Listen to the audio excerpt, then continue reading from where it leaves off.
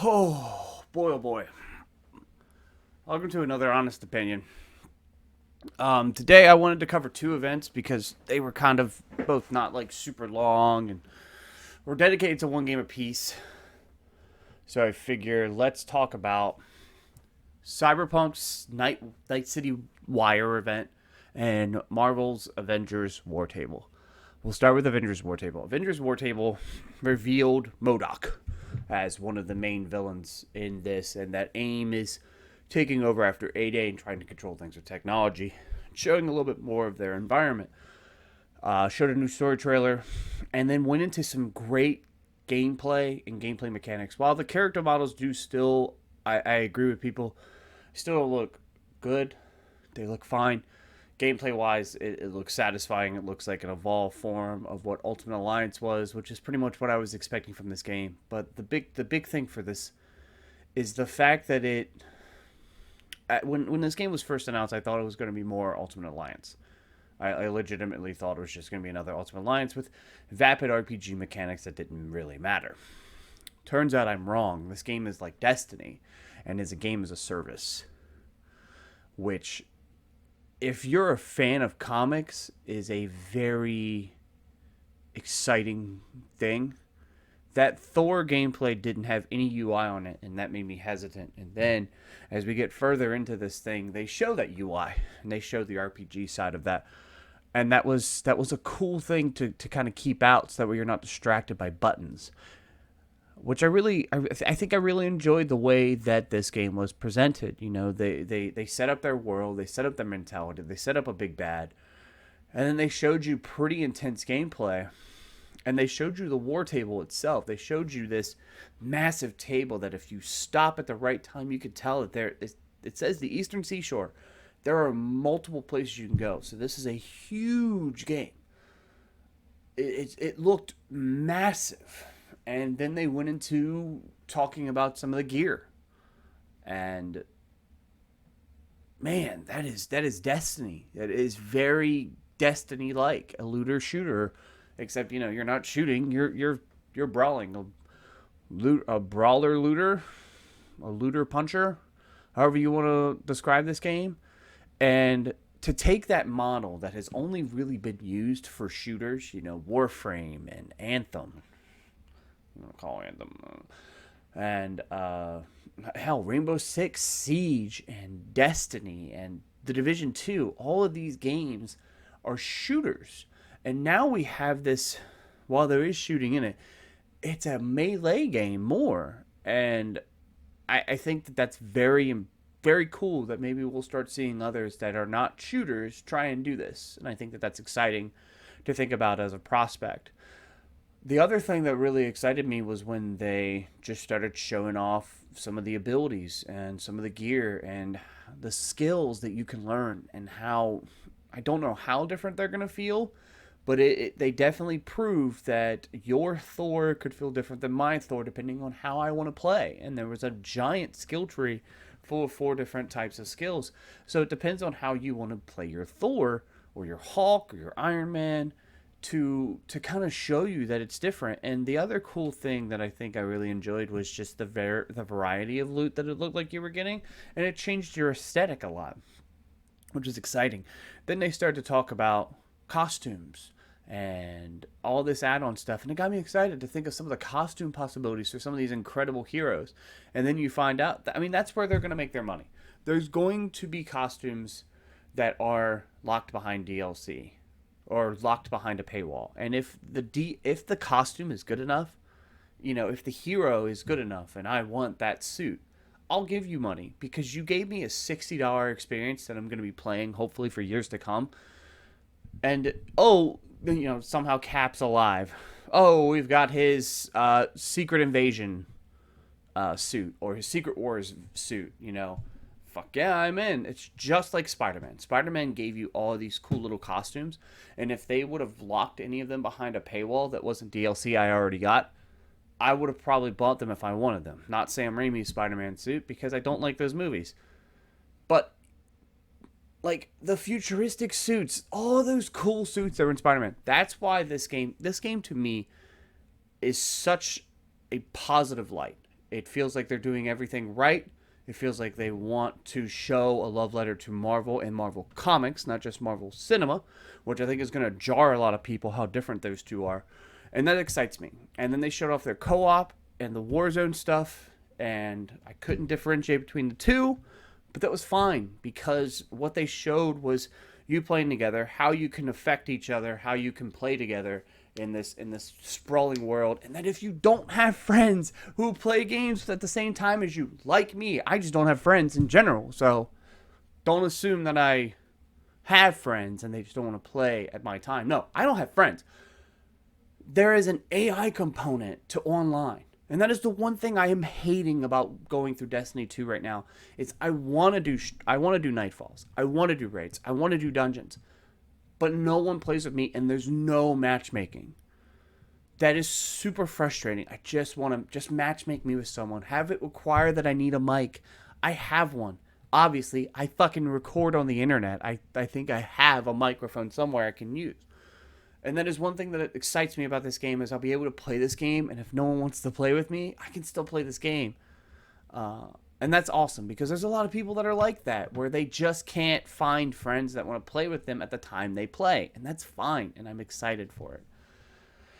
The one thing that I think makes this even better is they were like, hey, we're going to talk about our new hero next. We're going to talk about beta, and then we're going to talk about launch. And launch is obviously September 4th.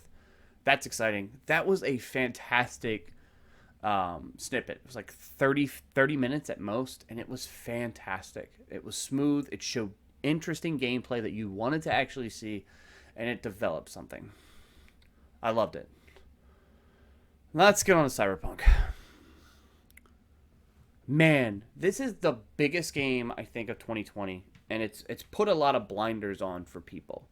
A lot of people are blinded by this game the way they usually are blinded by Nintendo games and just give them a free pass. I don't give anything a free pass. I will judge each and everything that you give as you give it to me.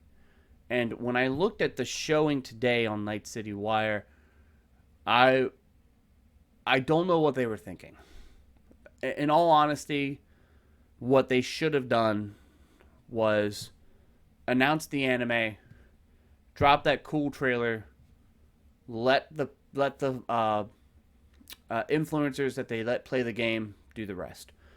What they ended up doing was showing a pretty dope trailer that is, again, all prologue, and back to it. That prologue's like 10 fucking hours long. Holy shit, that thing's gonna be long. And I'm okay with that. And they showed off a new part of the city, and it's the outskirts, which is awesome looking, and it looks cool, and it just adds more depth to this game that wasn't already there, which is really cool. That trailer at the beginning was all they needed to show me. And then say, hey, Cyberpunk Edgerunners coming out. They talked to the guys making Cyberpunk Edgerunner, which isn't coming out to 2022, so there's nothing. It's just conjecture and talk. And yeah, it's the guys who made Promare, which I haven't seen yet, but I keep hearing is insanely cool looking. That's exciting. Can't wait to see it in 2 years. Until then, you didn't need to spend that much time talking to me about it. That's when I got concerned. Then they got the community. I believe she's the community manager, which I have to say, dude, you got to blink more. You were staring at this camera. And I'm like, is she okay? Is she going to blink at some point soon? Like, she was like intensely staring into her webcam. I don't know if she's used to using a webcam like that, but she was intensely staring at this camera. And she's talking to this quest designer, and I'm fascinated by how she's just not blinking. I have glasses on, which means my eyes are kind of desensitized. So I can leave my eyes open for a long period of time before they dry out because I have glasses on. She didn't have glasses on. She stared at this camera for like I should have timed it. It's like 3 minutes between blinks. It was impressive, but also very distracting, which is probably a good thing because when she started talking to this quest designer, I think that's when I started to worry that what they were about to show us wasn't going to be something that a lot of people were interested in. Yes, you're building upon the lore of Cyberpunk 2020. Yes, we get that you're paying homage to Cyberpunk 2020. Thank you for telling us that the one robot character from the trailer is that. but you don't need to talk to me. EA does the same thing. Don't talk to me. Just show me. I'm a gamer. I'll figure all this shit out on my own. Which leads me to my biggest problem with this thing. Your grab, your caveat, your oh man, let me grab you, let me pull you, I'm gonna show you new gameplay, is an investigative camera operator. Guys, you are not reinventing the wheel when it comes to this. This has been done hundreds of times. And everyone has a unique take on it. Watch Dogs has done it. Fucking Batman did it. You are not the first ones to try this. Do not try to feed me bullshit about how deep your fucking NPCs are. I get it. You're making one of the biggest games ever. You do not need to show us this. If you really cared, that little segment is just something you let us find. You do not need to talk at us. And then after it's over, which was so long and so boring and wasn't interesting and didn't even involve Jackie or V at all. You were sitting in a chair watching a fucking recording. You guys then went on what felt like you knew that this wasn't good, because then you started to immediately defend it. Oh, our characters are deep, and even our NPCs, they live lives, and you're going to find out more about those lives, and you're going to be able to get in deep. Guys, we get it. Everyone, when they build quests like that, does that with their characters. We understand. You don't need to show any of this. Any of this. And if it was supposed to be a brag, and you guys thought it was going to be a brag, it wasn't. It felt boring. And it's not what you want to see. And then as you're talking to this quest designer, who is now bringing up his wet, scratched out notebook, you're showing B-roll. And in that B-roll, you're showing cool stuff. You're showing a screen that looked like it talked about a level up of guns. A gun level up. Like there's skill systems that also individually level up, like in Skyrim. Why didn't you talk about that? Why didn't you even give a mention? And then you're like, oh, well, we gave it to a bunch of people, which we already knew because those people were talking and were like excited to be able to show us the shit. And when I'm done here, I'm going to go watch Alana Pierce play it because she's the best. Why? Why did you need to show us this investigative stuff? I didn't need it. I didn't care about it. I had a community manager who didn't blink talking to two creators who felt like they were defending a system they put into a game. I didn't need that. You're not selling this game anymore. I want you guys to understand this. Everyone is buying Cyberpunk 2077. And if they're not, once the game comes out and it gets talked about, it'll be just like GTA 5. It's going to sell. It's going to sell a lot. It's not going to be like The Last of Us Part 2, which, yes, it's going to sell. But, again, I'm also part of the crowd that's like, this game actually kind of sucks, and you're going to leave. This game is going to be big for a while, and what you guys do with it is going to dictate that. You didn't need to show any of that. You could have came in, announced the anime, let them talk, maybe, shown the gameplay, or that prologue trailer. Not hyped it up to be some big event either, and just been like, hey, here's a new trailer, and hey, Cyberpunk Edgerunner. You didn't need to have this event. It's 30 minutes. You when you do stuff like that in 2020, when everyone's stuck inside because of quarantine, because of Corona, because Americans don't know how to fucking listen, and you're like, hey, let's have an event. People think it's an event. People think you're showing them stuff that they want to see. People do not want to see investigative camera work. No one does. That's the kind of shit that gets your game not selling. Because no one wants to see it. No one cares about it. What they want to see is action. If you look at the Watch Dogs gameplay, which, yes, I get it, Watch Dogs, up-res graphics, blah, blah, blah, blah, blah. They used that camera, but it wasn't the only thing they showed. They showed the result of that camera work. There's your improvement. If you wanted to show that feature, Show Jackie doing something afterwards, or show V doing something afterwards. Show a result of that investigation.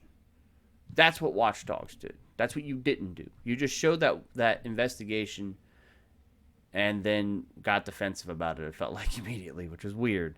I don't think you were expecting people to hate that. I think once you got there and you're like, oh my God, that's fucking boring. Why did we just show that? It's these two events. I think is so appropriate that they were after each other. The Marvel's Avengers War Table focused exclusively on stuff that people wanted to hear. There's probably some really shallow, pedantic stuff in there in that game. They didn't show it. They don't care. They're like, listen, these guys want to play this fucking game. We got to make them want to play it. People already want to play our game. How can we fuck this up? It was two sides that it was like black and white. I know that you're going to have another one in a couple of weeks, and I hope you actually show gameplay. I hope you go through skill systems. I hope you go through some of the mechanics. That is what Avengers did. That is what I wish you would do. And the other thing is that Avengers is up front with us about what they're going to talk about next. The new hero that's going to come post-launch that is free, by the way. They're going to talk about the beta and launch. You guys said, hey, we're going to have more information in a couple weeks. What kind of information are you going to have? Oh, we know you're making expansions. Can you just give us a tease of what you're working on? What kind of guns? What kind of systems? Anything is better than what you gave today. Is it the worst thing ever? No, because EA fucking made something last week. But it's also not great. That was boring. You ended that with a poof, not a bang. And that sucks because you guys usually do. And that to me is a red flag. That to me is very concerning that that's what you wanted to show us. It's like there's nothing. To me, it feels like after your prologue, maybe the depth goes away. Maybe the story doesn't develop as much as it should. Maybe the characters kind of just feel the same. Maybe once we lose that friend in the prologue, and Johnny comes in, Johnny's not as cool as that friend. So to me, it's my first red flag that maybe Cyberpunk isn't going to be the game that everyone thinks it is. I had them with The Last of Us Part 2 as well.